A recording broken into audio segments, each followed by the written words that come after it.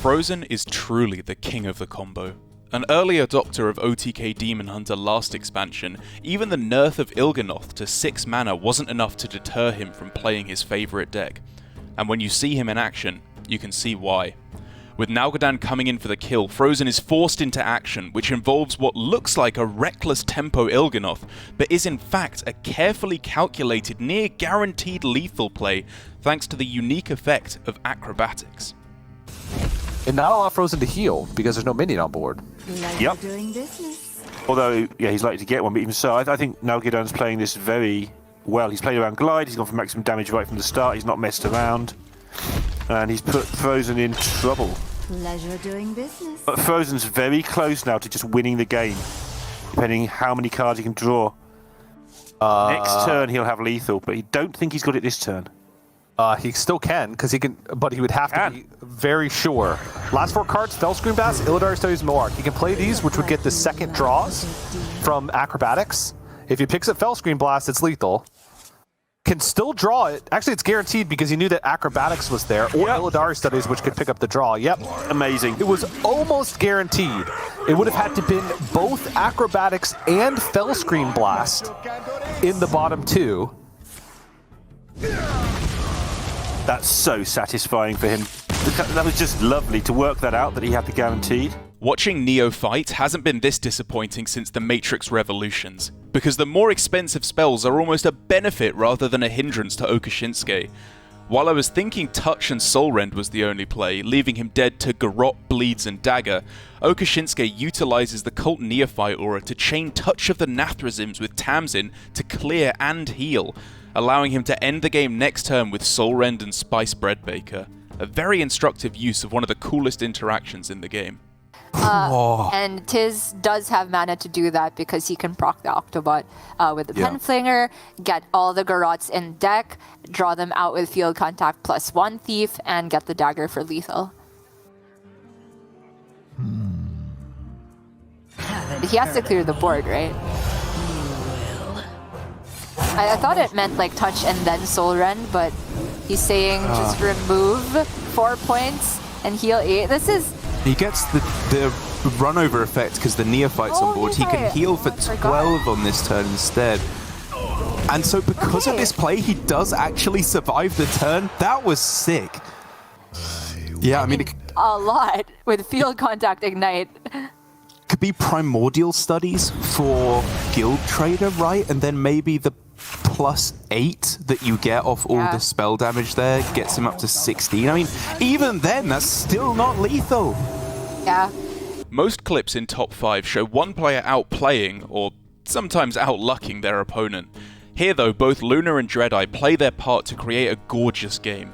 Despite losing his first Swine Tusk shank to Rustrot Viper, Dreadeye still appears to be in a good spot with his second weapon ready to go. But Luna's clever sacrifice and resurrection of her Viper clears the second shank too, leaving only one chance to Dreadeye. Win the game next turn with a miraculous Guild Trader, plus lots of burn turn. Nah, just get it out of the way. Sure. Yeah. So now it's the Drain Soul, Touch, Raise Dead. Yeah. And he knows it. Yeah, he's Dreadeye knows it. Yeah, he knows. Well. Yeah. Like, he was looking at removing things and just realised that his best option was to not do that and to double cloak. Yep. And I think that's why he might have kept the Silver Leafs. Yeah, it's possible. So it would be 2 bleeds or a Sinister Strike picked up from the draw. Potions, flasks, BOE, I got it all. Can he cut it down to 1 bleed with the Deadly Poison? So I'm trying to work out with the Deadly Poison. 3 damage, so it would be 15 to be 1 bleed with the Deadly Poison. You do all the other stuff first, so that becomes clear. Yep, so it's 1 bleed. He needs 1 bleed right now. Yep. That would be lethal. But he only gets 1 draw this way. If he went with the Silver Leaf, he might have got more draws, but yeah. There it is.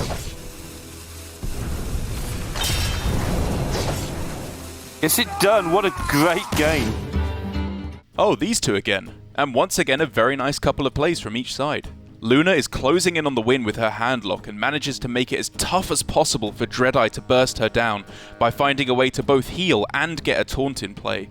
And it looks like it might just be enough, as after a monumental turn, playing at the speed of light, Dreadeye ends up at 1 damage off lethal with a 25 damage swing of Lion's Frenzy. However, Luna's healing comes up just short next turn, meaning Dreadeye was crowned the winner of America's Week 3. The alternative also is to play Baron Scavenger to force Kayn, mana expenditure on Kayn, but 8 mana is just so much.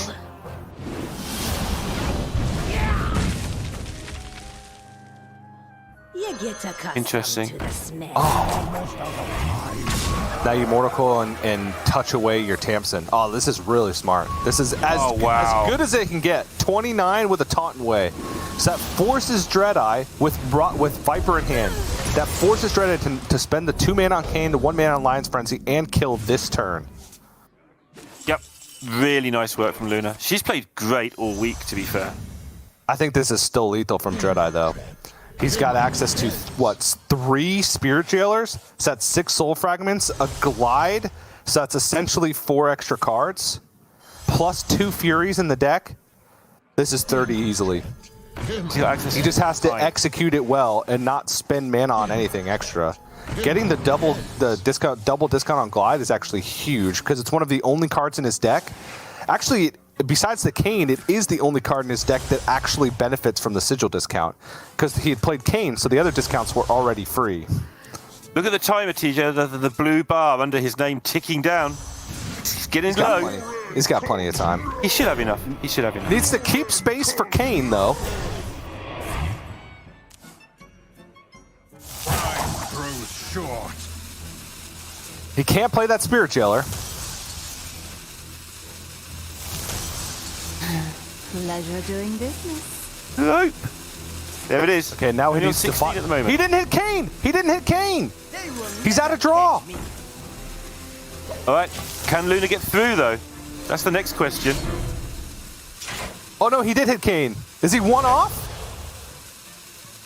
Hide behind your turret. 24. Still find you. He's 7. He's 1 off! He's 1 off! And there's a 0 mana Spirit Jailer in his hand. I have no idea. I lost track halfway through, but somehow he didn't get there. Yeah, I agree. I agree. Not many cards left. This is 5, 6. Pleasure doing business. Is his other card the Viper? Not many cards left. Yeah, it's still lethal. 7 more damage. Pleasure doing business. Yeah, it's still lethal. Oh.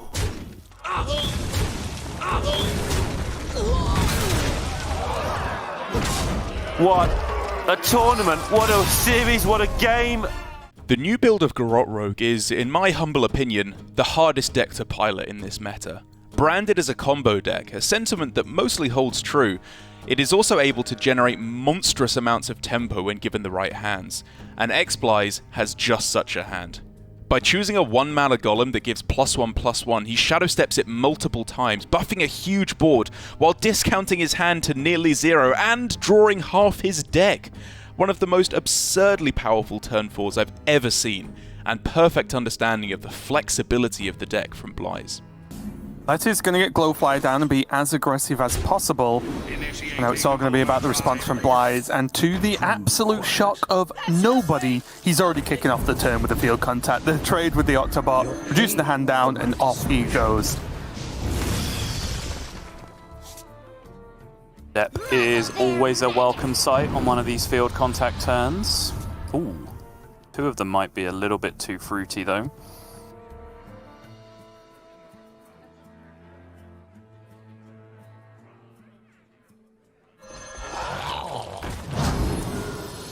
I do love turns like this, because although I'm sure somewhere, somehow, somebody could generate the perfect way to play the turn in every single outcome, for me, I would have been like, I would have shadow stepped the Octobot and a way to ping it again, go, and just done very, very silly things.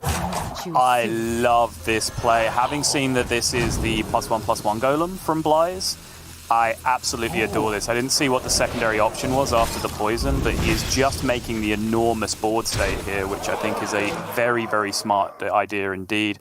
Yeah, it's ticking all the boxes as well. Field Contact ended the turn with Divine Shield on. Some of his minions are really big. He ended the turn with the poison down.